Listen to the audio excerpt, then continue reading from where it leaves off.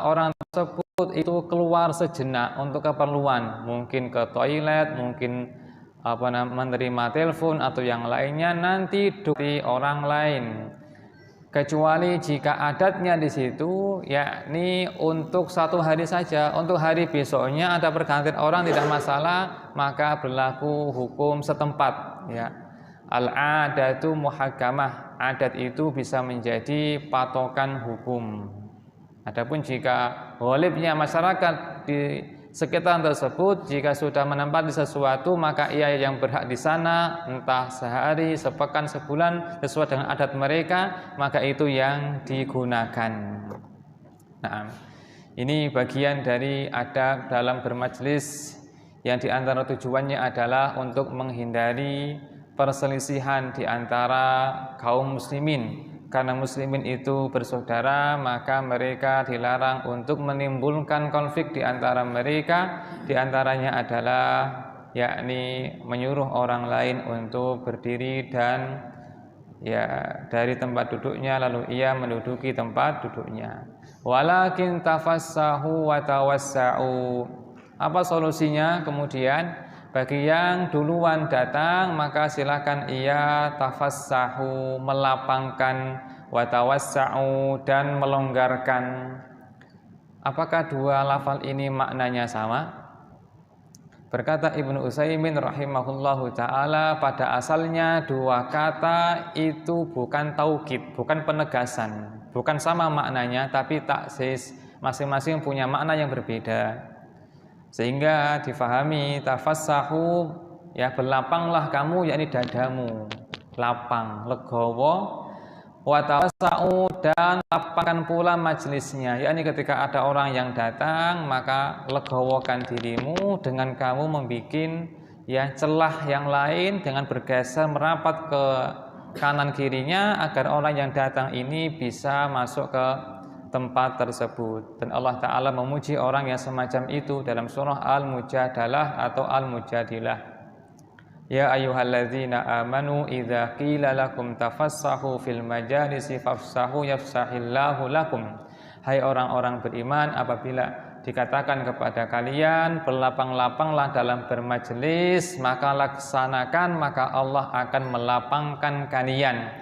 Maknanya Allah akan memudahkan urusan kalian di dunia maupun di akhirat. Al-jaza min jinsil amal, balasan sesuai dengan jenis amalnya. Sebagaimana ia melapangkan orang lain, maka Allah pun melapangkan urusannya, memudahkan urusannya dunia dan akhirat.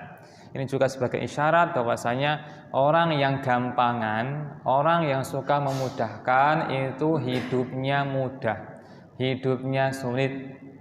Dan sebaliknya, orang yang suka perkara yang sulit, suka menyulitkan orang, suka mempersulit orang, maka itu pertanda hidupnya susah, hidupnya sulit, hatinya sempit, padahal bumi itu luas.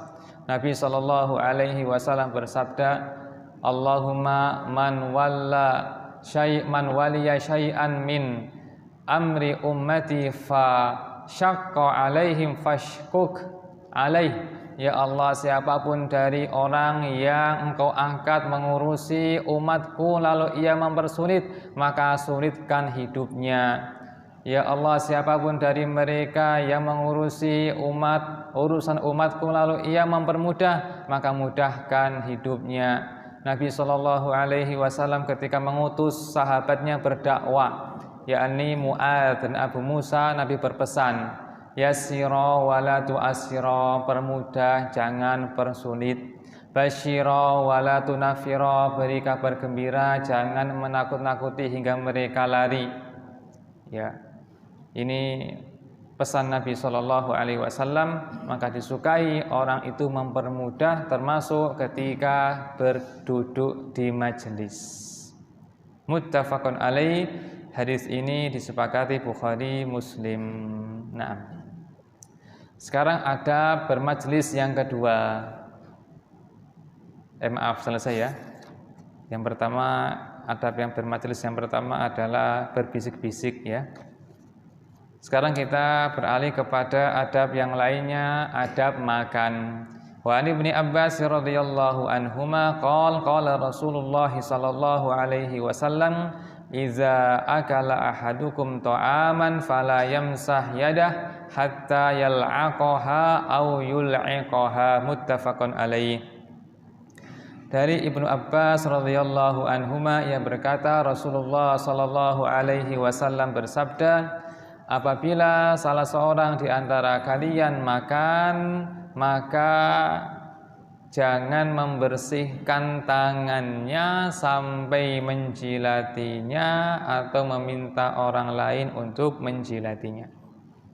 Baik, ini di antara adab dalam makan ada beberapa faedah. Faedah yang pertama, maksud makanan di sini adalah makanan yang dimakan dengan tangan. Ya, ini juga isyarat bahwasanya pada asalnya makan itu menggunakan tangan, bukan menggunakan media yang lainnya seperti garpu, sendok atau yang semisalnya. Karena dikatakan jangan membersihkan tanganmu, artinya tangan ini terkena makanan langsung. Dan itu bagian dari sunnah Nabi Shallallahu Alaihi Wasallam. Berkata Ibnu Utsaimin rahimahullahu taala, bagaimana hukumnya menggunakan media? Maka jawabannya ya, hukum paling minimal adalah makruh. Makruh itu dibenci, yakni tanpa sebab apapun dia memakai sendok atau yang semisalnya, maka asalnya makruh. Makruh itu apa? Tidak berdosa, tapi jika ditinggalkan berpahala. Apa sebabnya? Di antara sebabnya adalah ya, pertama, dengan dia menggunakan tangan langsung maka meniru Nabi Shallallahu Alaihi Wasallam. Yang kedua, lebih menunjukkan ketawaduan, kerendahan hati. Yang ketiga, ya, kabarnya dari sisi medis lebih bermanfaat karena tangan ini mengandung bakteri yang akan mempermudah pembusukan makanan di dalam lambung sehingga kerja lambung itu lebih ringan. Adapun orang yang makan dengan sendok tapi tujuannya karena takabur, sombong, maka berdosa. Nabi Shallallahu Alaihi Wasallam berkata, kul washrab walbas watasoddaq. Silakan makan, silakan minum, silakan berpakaian, silakan bersedekah, terserah, asal fi ghairi sarafin wala makhilah, asal tidak sombong dan tidak boros. Maka jika dia sengaja memakai itu karena sombong, maka berdosa. Tapi bukan karena sombong, maka tidak berpahala, ya, dan tidak berdosa. Tapi jika karena kebutuhan, maka sama sekali tidak makruh. Karena perkara makruh jika dikerjakan karena kebutuhan, maka makruhnya hilang menjadi mubah, boleh-boleh saja. Apa umpamanya? Umpamanya tangannya kotor sementara dia ya jauh dari tempat cuci tangan umpamanya, atau barangkali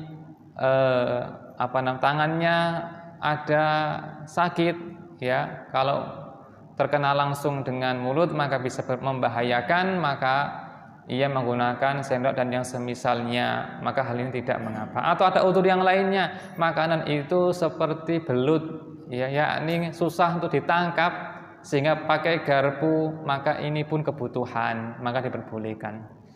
Kembali bahwasanya asal dari makanan itu dimakan dengan tangan. Demikian pendapat Ibnu Utsaimin rahimahullah ta'ala dalam kitabnya Fathu Dzil Jalali wal Ikram, Syarah Bulughul Maram. Apabila salah seorang dari kalian makan, maka jangan langsung dibersihkan. Kenapa dilarang untuk langsung dibersihkan? Nabi Shallallahu Alaihi Wasallam dalam hadis yang lainnya menjelaskan karena dia tidak tahu di mana barokahnya terdapat. Mungkin saja barokahnya terdapat pada makanan yang telah ia makan atau yang tersisa di piring atau di tangannya, ya. Maka dianjurkan dan termasuk sunnah, ya, yakni menjilati tangan sebelum sebelum dia membersihkannya. Ini termasuk sunnah yang jarang dilakukan, ya. jarang dilakukan ya. Terutama kalau kita makan yang berkuah itu ya bisa diterapkan. Kemudian yang berikutnya yakni kalau makan itu agar bisa terkena semua barokahnya, maka ketika mengambil sedikit, porsinya sedikit saja sehingga bisa habis. Kalaupun masih lapar bisa menambah lagi daripada ngambil banyak nanti qadarullah kekenyangan sehingga tersisa. Barangkali yang tersisa itu adalah yang barokah. Apa fungsi barokah dalam makanan tersebut? Yakni makanan tersebut jika barokah ya, maka makanan tersebut akan menguatkan badan dalam ketaatan. Makanan tersebut akan menguatkan badan untuk ketaatan di samping bisa mengenyangkan. Karena ketika makanan itu tidak barokah, maka makanan itu kurang dari dua hal, tidak mengenyangkan, tidak pula ya atau sulit untuk kebaikan, digunakan untuk aktivitas kebaikan. Ada beberapa sahabat Nabi datang kepada beliau sallallahu alaihi wasallam, ya Rasulullah, inna na'kul wala nashba. Kami makan tapi kami tidak pernah kenyang. Maka Nabi sallallahu alaihi wasallam bersabda, la'allakum taftarikun. Boleh jadi makannya kalian itu sendiri-sendiri, yakni enggak satu piring atau tidak satu majelis. Benar wahai Rasulullah. Maka Nabi sallallahu alaihi wasallam bersabda, fajtami'u ala ta'amikum, hendaknya kalian makan dengan berkumpul bersama-sama, wadhkuru smallahi alaihi, bacalah bismillah, yubarak lakum fi, maka akan diberkahi. Menunjukkan bahwasanya makanan itu ada dua, makanan yang diberkahi dengan yang tidak diberkahi. Nah, ini diantara hikmahnya kenapa Nabi Shallallahu Alaihi Wasallam memerintahkan ya untuk jangan membersihkan dulu sampai dijilati sendiri atau dijilati orang lain. Berkata Ibnu Utsaimin rahimahullahu taala, adatnya orang Arab zaman dahulu ya, mereka itu suka jika ditawari untuk menjelati tangan saudaranya, karena minimal ia mendapatkan rasa dari makanan tersebut meskipun tidak makan, kata beliau rahimahullah. Tapi pendapat yang kedua lebih kuat, yakni menyuruh istrinya untuk menjilatinya. Dalam rangka apa? Rangka lebih kemesraan ya, kemesraan dan yang semisalnya. Karena pasangan semakin mesra maka semakin banyak pahalanya. Nabi Shallallahu Alaihi Wasallam sebelum keluar sholat mencium istrinya kadang-kadang ya. Kemudian Nabi Shallallahu Alaihi Wasallam makan ditawari Aisyah buah-buahan, beliau menggigit di bagian yang digigit oleh istrinya. Dan Nabi Shallallahu Alaihi Wasallam ketika ditawari susu bekasnya Aisyah, minum dari bagian yang diminum istrinya. Artinya segala bentuk kegiatan yang menambah kemesraan itu berpahala. Sampai-sampai wa fi bud'i ahadikum shadaqah, dalam senggama kalian itu ada ya sedekah, yakni pahala yang besar seperti orang dapat pahala ketika ia sedekah. Nah, ini diantara adab makan ya yang menunjukkan ketawaduan serta menunjukkan berterima kasih kepada Allah, dan dia pun memanfaatkan semua nikmat dari Allah sampai pun ya makanan tidak ia biarkan tersisa sama sekali meskipun yang ada di tangannya maka disukai. Makanan itu jangan sampai mubazir. Mubazir itu temannya setan. Innal mubazirina kanu ikhwana syayatin. Maka ini sebagai warning ya bagi orang-orang yang ketika masak itu disesuaikan dengan jumlah yang makan, jangan berlebihan. Karena jika berlebihan nanti siapa yang makan? Setan. Nabi Shallallahu Alaihi Wasallam bersabda, Inna syaitana yahduru ahadakum fi sya'nihi kullih, hatta yahdurahu inda ta'ami. Setan itu mendatangi kalian dalam semua kondisi sampai menghadiri ketika sedang makan. Fa idza saqata ya ta'amu ahadikum, jika terjatuh makanan kalian meskipun satu suap ya, maka ambil, bersihkan dan makan. Wala yada' halis syaiton, janganlah ia biarkan untuk setan. Artinya kalau dibiarkan nanti yang kenyang setan. Kalau setan kenyang, setan semangat menyesatkan manusia. Apakah setan makan? Minum? Makan minum. Terutama minum khamr. Innamal khamru, ya kan, dan seterusnya. Rijsun min amali syaitan, menunjukkan setan itu minum, terutama khamr. Setan juga makan, dan setan makan dari makanan yang tidak dibaca padanya bismillah. Inna syaitana yastahillut ta'am an la yuzkara smullahi alaihi. Setan itu menghalalkan makanan atau makan gratis dari makanan yang tidak dibacakan padanya bismillah. Nah, muttafaqun alaih, disepakati kesahihannya oleh Bukhari dan Muslim. Allahu a'lam. Nah, sebelum beranjak kepada adab berjalan atau mengucapkan salam, jika ada pertanyaan persilahkan. Berkaitan dengan duduk. Dalam? Duduk. Duduk. Itu bagaimana kalau di base itu misalkan, Pak, sana Pak, itu gimana ya?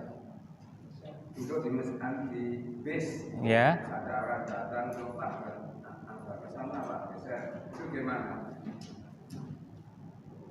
Oh gitu ya. Ya.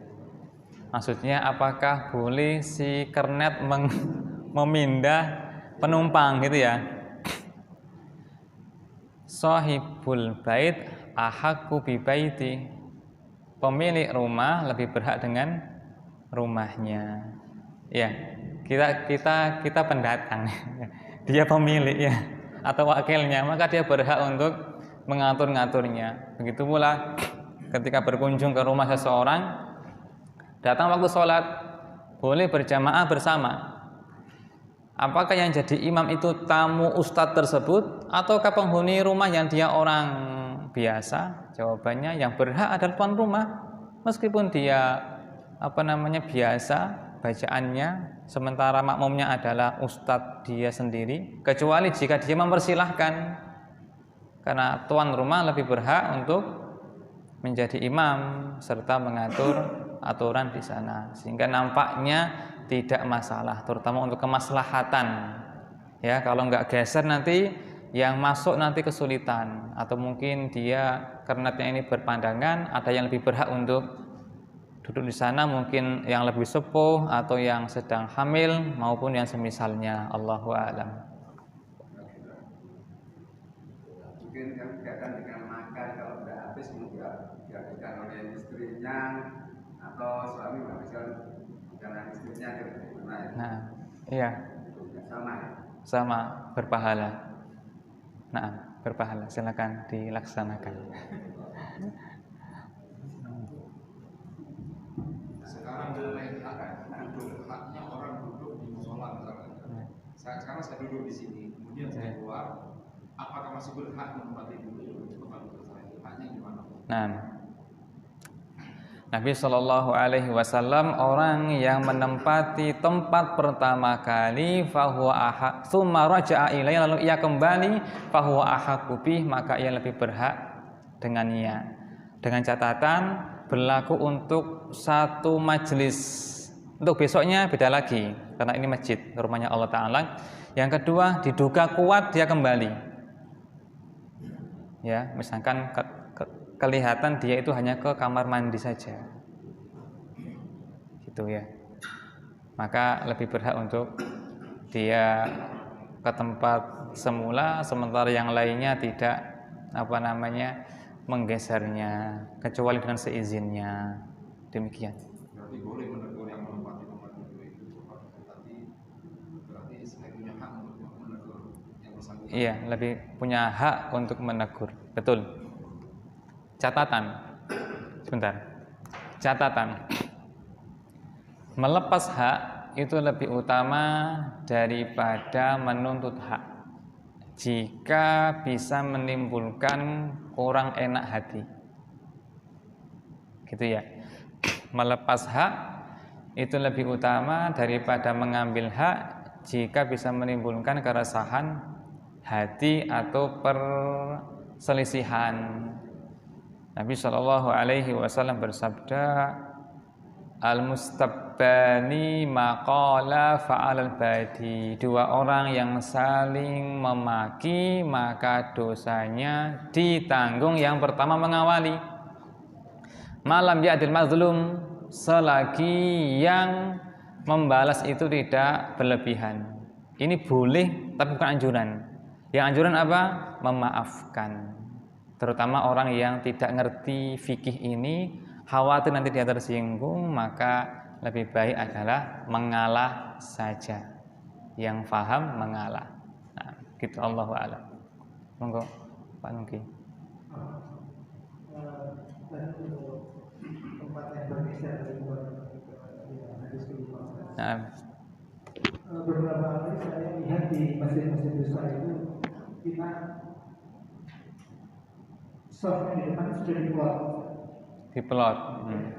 Kalaupun belum diplot, kalau saya bilang ke dia, ada orang sudah datang di depan dan dia kemudian, tapi begitu pas sudah luar biasa, itu bisa digeser dengan petugasnya, ketika di Nabawi dan lain-lain, begitu. Padahal dia sudah sholat di situ, tapi digeser.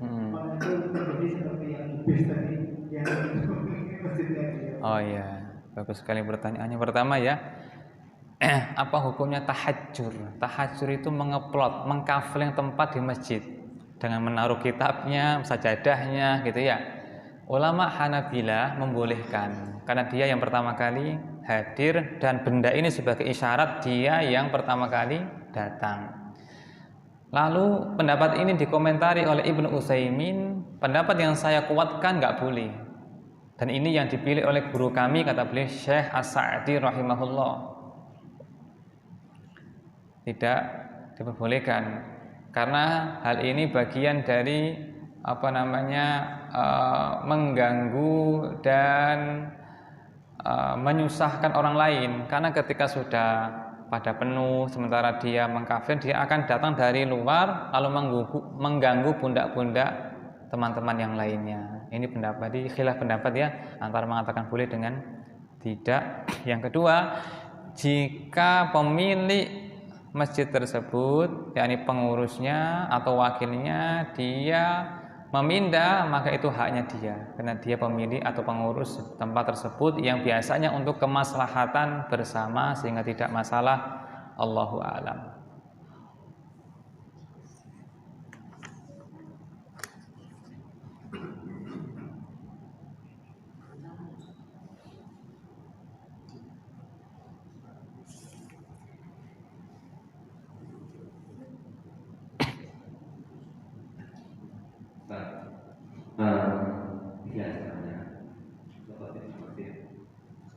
Biasanya seperti itu memang saya menurutkan Pak Bro tadi, biasanya depan itu disiapkan untuk misalnya presiden, para menteri, sehingga semua dilarang untuk seperti itu. Nah, padahal kalau di hadapan Allah, presiden dengan rakyat biasa itu sama. Yang membedakan kan sampahnya itu hukumnya gimana? Kalau mengkhususkan untuk Pak Pejabat, padahal dia datangnya belakangan. Jadi ustadznya datang bersamaan dengan pejabat. Gimana? Ya. Ini kembali kepada tadi ya, kepada kasus tahajjur mengkafling. Pada hakikatnya kan pejabat ini meminta kepada pengurus agar kami dikasih tempat di situ. Berarti kan sudah mengkafling lebih awal, ya kan? Atau dia menyuruh anak buahnya ke sana dulu, lalu nanti dia yang menjaga, atau pakai tanda dengan mungkin mungkin sajadah, mungkin sutroh dan sebagainya, yang intinya dikafling. Ulama khilaf pendapat. Hanabilah mengatakan boleh, ya, tapi Syekh As-Sa'di dan Syekh Utsaimin mengatakan tidak boleh. Demikian. Yang dilarang Nabi Shallallahu Alaihi Wasallam adalah dia sudah duduk di sana disuruh pindah, gitu. Atau dia sudah di sana terus keluar untuk sebuah keperluan, mungkin ke toilet, terus dia digeser di situ. Itu yang khawatir menimbulkan perselisihan, maka Nabi Shallallahu Alaihi Wasallam melarangnya. Yang kalau kita perhatikan intinya kan menjaga hati orang lain. Jadi Islam berusaha untuk menjaga hati orang lain atau tidak menyia-nyiakan hak orang lain. Allahu a'lam. Nah, baik, kita lanjutkan hadis yang ke-7. Hadis tentang salam. An Abi Hurairah radhiyallahu anhu qala Rasulullah sallallahu alaihi wasallam la yusallimis saghiru 'alal kabir wal marru 'alal qa'idi wal qalilu 'alal katsir.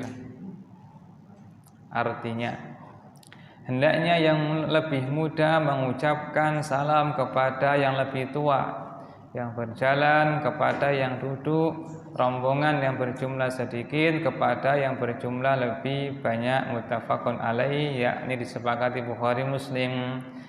Dalam riwayat Muslim ada tambahan, dan yang berkendaraan kepada yang berjalan. Di antara adab ketika berjalan adalah yang muda itu mengucapkan salam kepada yang tua. Pada dasarnya, ya, orang Islam itu berada di antara dua sifat terkait saudaranya, yaitu menyayangi atau menghormati. Yang lebih muda menghormati yang lebih tua, yang lebih tua menyayangi yang lebih muda. Nabi Shallallahu Alaihi Wasallam bersabda, laisa minna man lam yarham saghirana wala yukabbir wala yu'azzim kabirana, atau kama qala sallallahu alaihi wasallam, bukan termasuk golongan kami orang yang tidak menyayangi yang lebih muda dan tidak menghormati yang lebih tua. Maka dalam hal ini yang lebih muda menghormati yang lebih tua dengan mendahului mengucapkan salam. Pertanyaannya, mengucapkan salam mendahului, ulama khilaf pendapat apakah wajib ataukah sunnah. Kebanyakan ulama mengatakan mengawali salam hukumnya sunnah. Sebagian kecil ulama mengatakan wajib, itu yang dipilih oleh Ibnu Utsaimin rahimahullahu taala. Kemudian kasusnya umpamanya, ya, berpapasan yang lebih muda dengan yang lebih tua. Yang lebih muda diam, ya. Apa sikap yang lebih tua? Yang lebih utama adalah mengucapkan salam, karena hal itu lebih menunjukkan ketawaduan, rendah hati, dan juga mengamalkan sabda Nabi Shallallahu Alaihi Wasallam, wa khairuhum alladzi yabda'u bisalam. Yang terbaik dari keduanya adalah yang mengawali salam. Bedakan ya antara anjuran dengan yang lebih utama. Ya, memang hukumnya yang lebih muda mengucapkan yang lebih tua. Seandainya yang lebih tua mengawali salam, enggak dilarang, bahkan itu keutamaan. Wa khairuhum alladzi yabda'u bisalam. Yang paling utama dari keduanya adalah yang mengawali salam. Anas bin Malik radhiyallahu anhu berkata, marra Rasulullah sallallahu alaihi wasallam bisibyan fasallama alaihim. Nabi sallallahu alaihi wasallam menjumpai anak-anak dan beliau mengucapkan salam kepada mereka. Yakni seakan-akan ini ketawaduan beliau, atau beliau hendak mengajari orang-orang agar gemar mengucapkan salam. Berikutnya wal marru 'alal qaidi, yang berjalan mengucapkan salam kepada yang duduk. Apa faedahnya? Dalam riwayat yang lain warraqibu 'alal masyi, yang berkendaraan entah onta, keledai, mobil, sepeda motor mengucapkan salam kepada yang berjalan. Apa hikmahnya? Kata Syekh Utsaimin rahimahullahu taala, ya, kondisi orang lebih tinggi, ya, entah berkendaraan dibandingkan dengan yang berjalan, ya, itu biasanya bisa timbul rasa sombong. Maka rasa sombong ini ditekan dengan dia mengawali mengucapkan salam, ya kan? Naik mobil, ya, ketemu Pak Satpam, dia berdiri, ya, dia naik mobil. Kadang dalam hati ada perasaan apa? Lebih tinggi daripada beliau. Maka syariat menekan ini dengan ia yang mengawali salam untuk menghilangkan rasa ini, ya, untuk menghilangkan kesan tersebut. Maka ditekan dengan ia mengawali salam, karena sifat sombong itu lebih dekat kepada orang yang punya keunggulan, lebih berilmu, lebih berharta, lebih sehat, lebih sempurna fisiknya, lebih lebih dan seterusnya.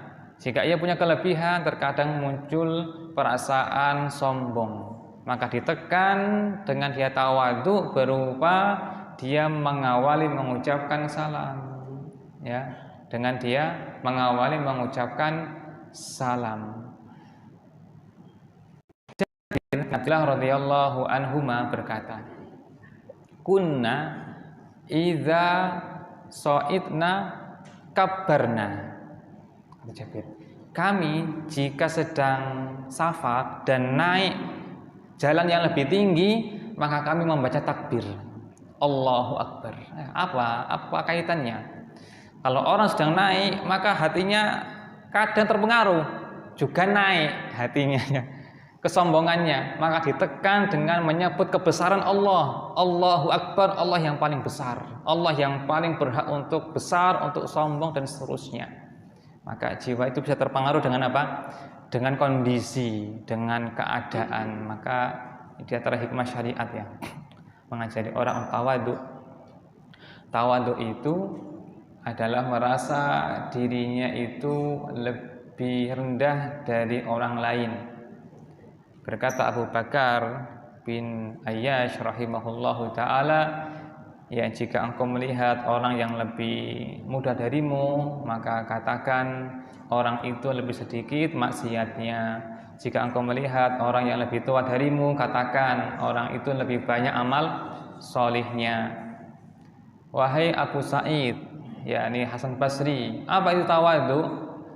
Tawadhu adalah antakhruja min baitika, engkau keluar dari rumahmu, setiap kali engkau menjumpai seseorang, katakan huwa khairun minni, dia lebih baik daripada aku. Ini tawadhu, rendah hati. Bukan rendah diri, ya, rendah hati. Apa fadilahnya tawadhu itu? Wa ma tawadhu'a ahadun lillahi illa rafa'ahu Allah.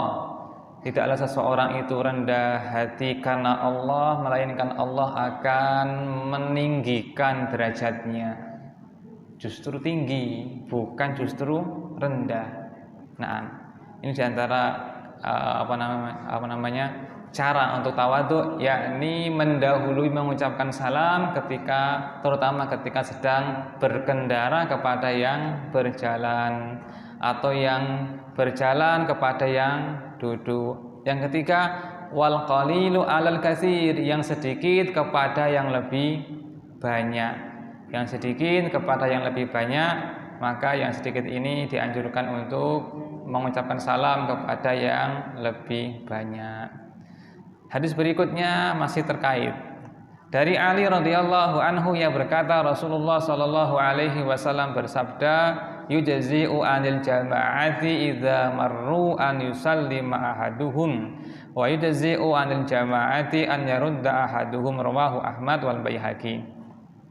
Dari Ali radhiyallahu anhu yang berkata, Rasulullah sallallahu alaihi wasallam berkata, dibolehkan salah seorang dari satu rombongan yang lewat untuk mengucapkan salam mewakili teman-temannya, dan boleh juga salah seorang dari satu rombongan yang diberi salam menjawabnya sebagai wakil dari teman-temannya. HR artinya hadis riwayat. HR artinya apa? Hadis riwayat Ahmad dan Al-Baihaqi. Yakni ini untuk kasus yang terakhir ya, yakni yang sedikit mengucapkan kepada yang banyak. Jika yang mengucapkan ini hanya satu orang, maka sah mewakili teman-temannya. Siapa yang paling berhak? Yang paling berhak adalah yang paling tua dari mereka. Umpamanya bapak sama anak ya, berjalan bersama, bertemu dengan sekelompok orang. Siapa yang lebih berhak mengucapkan salam, bapak ataukah anak? Bapak, karena disukai mendahulukan yang lebih tua. Nabi Shallallahu Alaihi Wasallam bermimpi ya, melihat ya Nabi membawa siwak. Setelah itu Nabi Shallallahu Alaihi Wasallam memberikan siwak itu kepada satu dari dua orang, yang satu lebih muda, satu lebih tua. Nabi hendak memberikannya kepada yang lebih muda, maka malaikat mengatakan kabir, dahulukan yang lebih tua. Artinya bahwasanya orang yang lebih tua itu lebih dihormati dengan didahulukan. Umpamanya jamuan makan bersama umpamanya, maka yang pertama kali mengawali adalah yang lebih tua. Hudzaifah radhiyallahu an, dia berkata, hadarna ma'an nabiyyi sallallahu alaihi wasallam ta'aman wa ma nadau aydiyana hatta yada'a yadahu Rasulullah sallallahu alaihi wasallam. Kami dahulu jika diundang makan bersama Nabi sallallahu alaihi wasallam, maka kami tidak akan meletakkan tangan-tangan kami di makanan sampai Nabi yang memulainya. Yakni mereka mendahulukan orang yang lebih tua dari mereka, baik dari sisi usia atau sisi penokohan. Al-barakatu ma'a akabirikum. Keberkahan itu senantiasa bersama orang-orang yang dituakan di antara kalian. Ini beberapa faedah dari dua hadis ya, 7 dan 8 berkaitan dengan salam. Allahu a'lam. Adakah pertanyaan? Persilakan.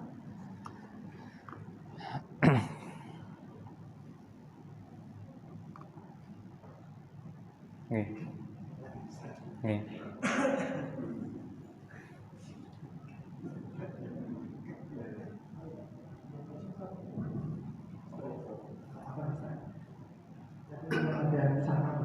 Kalian?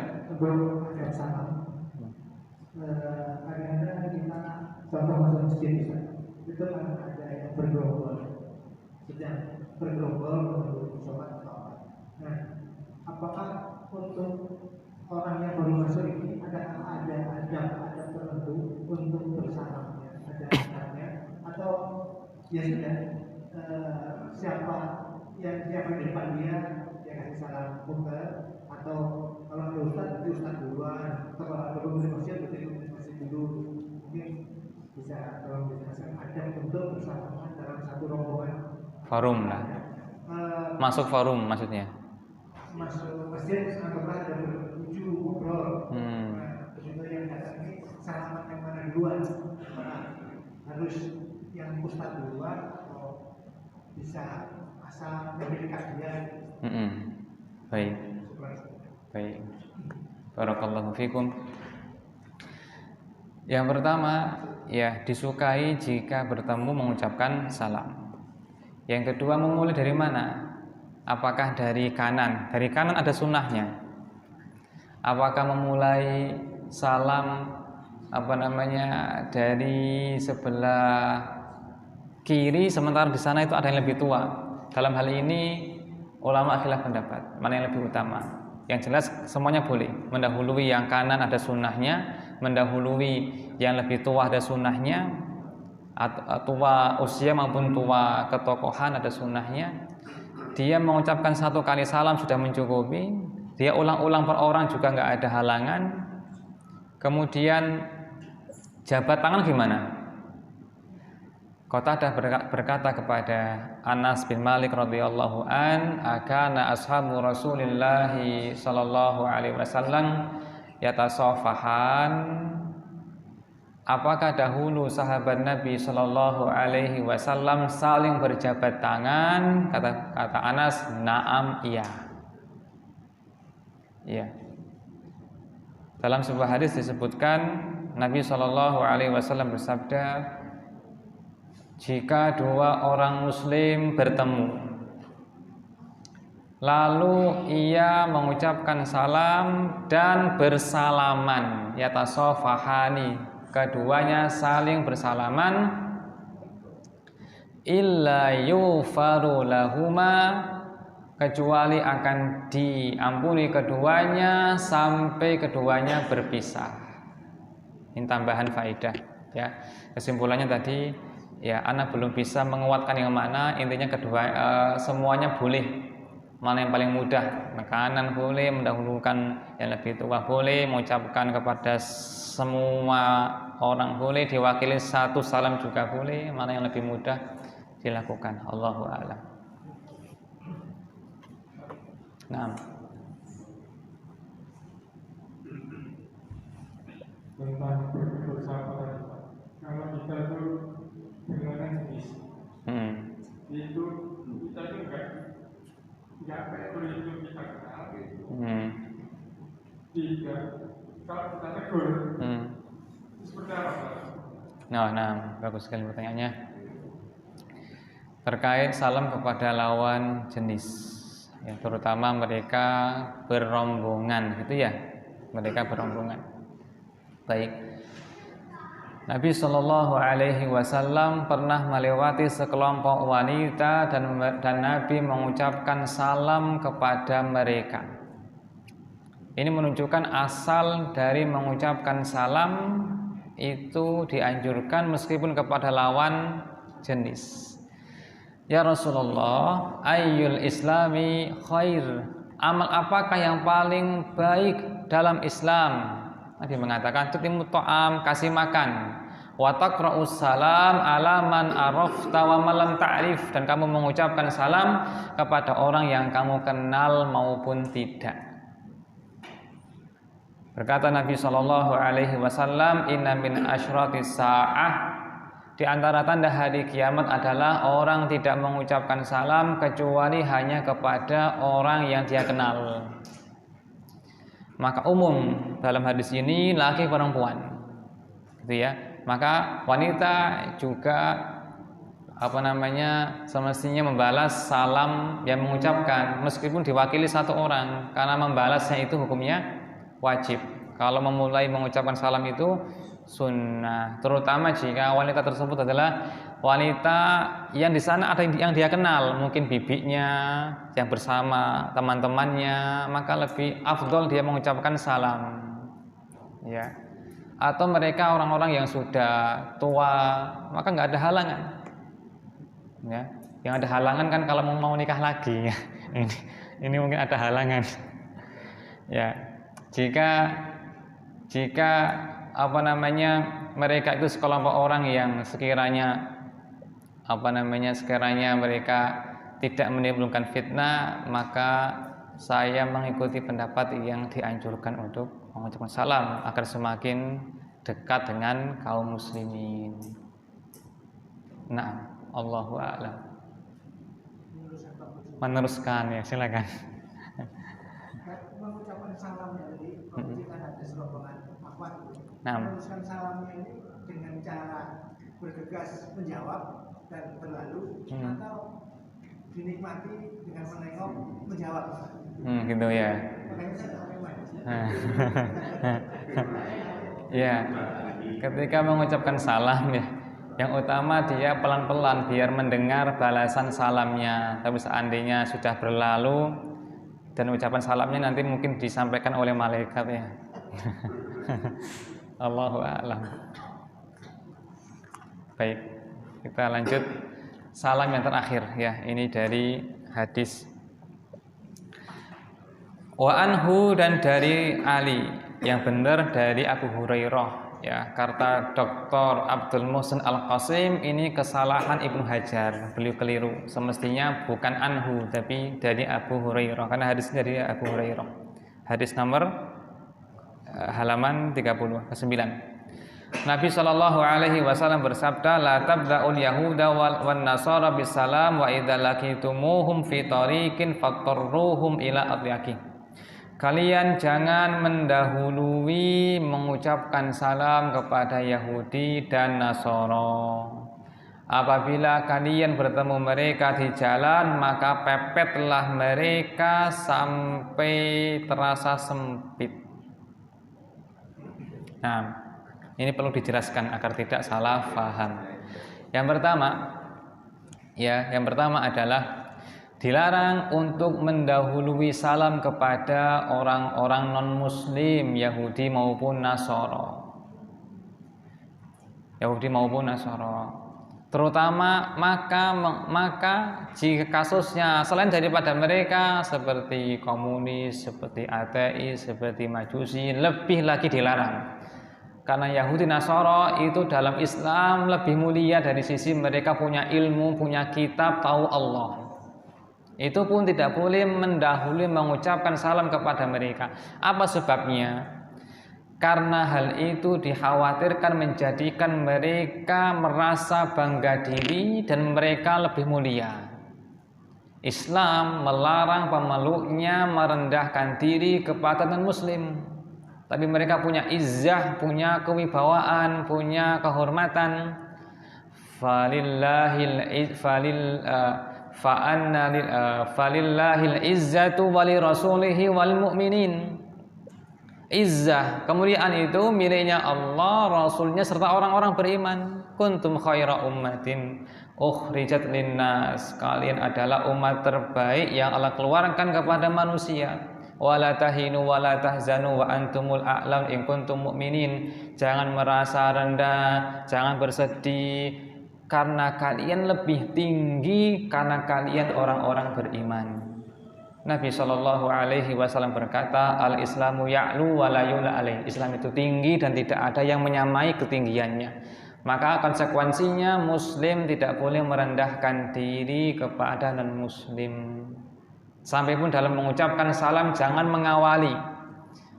Bagaimana jika selain salam, sabahul khair, selamat pagi, selamat siang, berkata Syekh Utsaimin, tidak boleh. Karena itu bagian dari seakan-akan mereka itu mulia. Ya. Dalam sebuah hadis Nabi Shallallahu Alaihi Wasallam bersabda, la taqul li munafikin ya sayyid. Jangan mengatakan kepada orang munafik, wahai tuanku, wahai tuan. Jika kamu mengucapkannya, faqad ashkhatta rabbak, kamu telah membikin Allah marah. Ya. Ibunda, gimana kabarnya? Nah, ini ibunda ini kan lebih tinggi daripada ibu, maka diturunkan ya, pakai yang umumnya masyarakat aja, ibu, bapak, saudara. Kalau dia lebih tinggi daripada orang itu, maka baiknya panggil nama saja. Ya. Sampai-sampai Nabi Shallallahu Alaihi Wasallam mengatakan, jika kalian menjumpai mereka di sebuah jalan, pepetlah mereka. Apa maknanya gini? Umpamanya jalan itu hanya bisa dilewati 4 orang, ya, 4 orang. Maka jangan 4 orang ini mundur sehingga mereka leluasa. Tapi cukup satu saja yang mundur agar mereka tetap bisa lewat, tapi 1 orang saja mereka secara bergantian. Itu makna dari tadi ya. Ya, ini bukan maknanya ngajak gelut ya, bukan. Bukan maknanya mendolimi, menyakiti, tidak. Tapi maknanya adalah jangan menunjukkan kalian itu rendah. Kalian itu orang yang mulia, orang yang Allah angkat derajatnya dengan keimanan tersebut. Maka jangan direndahkan dengan kalian itu merendahkan diri kepada orang-orang kafir. Tidak boleh. Ya. Umar radhiyallahu an pernah menegur Abu Musa al-Asy'ari yang diangkat sebagai pejabat, ya, untuk memecat sekretarisnya karena yang diangkat itu adalah orang Nasara. Abu Musa pakai alasan dia orang yang faqih, mahir dalam bab itu. Tapi Umar dengan kefakihannya berpandangan itu nggak boleh. Ya.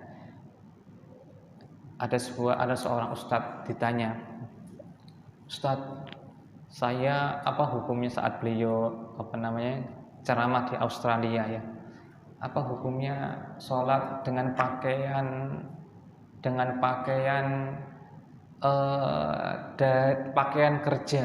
Apa kerja Anda? Kerja saya adalah membersihkan kotorannya masyarakat, ya, kotoran orang-orang Nasoro ya. Maka beliau kaget, ya kan? Anda jauh-jauh dari Indonesia ke sini hanya untuk membersihkan kotoran mereka. Ya, pulang. Anda di sana bekerja menjual sesuatu itu lebih utama daripada Anda menghinakan diri ya jauh-jauh dari Indonesia ke luar negeri hanya untuk membersihkan kotoran orang kafir lagi. Artinya beliau berpendapat bahwasanya bagian dari beradab kepada Allah Ta'ala adalah dia bangga dengan Islamnya dan dia menempatkan keislamannya ini dengan tempat yang semestinya, tidak dia rendahkan dengan pekerjaannya. Maka disukai bekerja itu jika pekerjaan itu tidak mengurangi kewibawaannya, atau bekerja yang tidak langsung di bawah orang kafir, agar dia lebih bisa menunjukkan keislamannya dan kewibawaannya. Allahu a'lam. Itu faedah dari hadis ini ya, yakni tidak boleh mengawali mengucapkan salam kepada orang-orang yang Nasara. Kemudian pertanyaannya, bagaimana jika mereka mengucapkan salam, Assalamualaikum, bolehkah kita menjawab? Dua pendapat. Pendapat yang pertama, waalaikum, kamu juga. Pendapat yang kedua, dibaca lengkap, waalaikumsalam, tidak ada masalah. Yang penting tidak mengawali mereka salam. Tapi kalau menjawab salam mereka tidak ada halangan. Ini pendapat Syekh Utsaimin rahimahullah taala. Allahu a'lam. Baik, karena sudah mendekati maghrib, kita tidak ada pertanyaan, ya. Kita akhiri sampai di sini. Semoga bermanfaat. Mohon maaf jika ada ungkapan yang kurang berkenan. Wassallallahu ala nabiyyina Muhammadin wa ala alihi wa sahbihi wa baraka wa sallam. Subhanakallahumma wa bihamdika asyhadu an la ilaha illa anta astaghfiruka wa atubu ilaik. Wassalamu alaikum warahmatullahi wabarakatuh.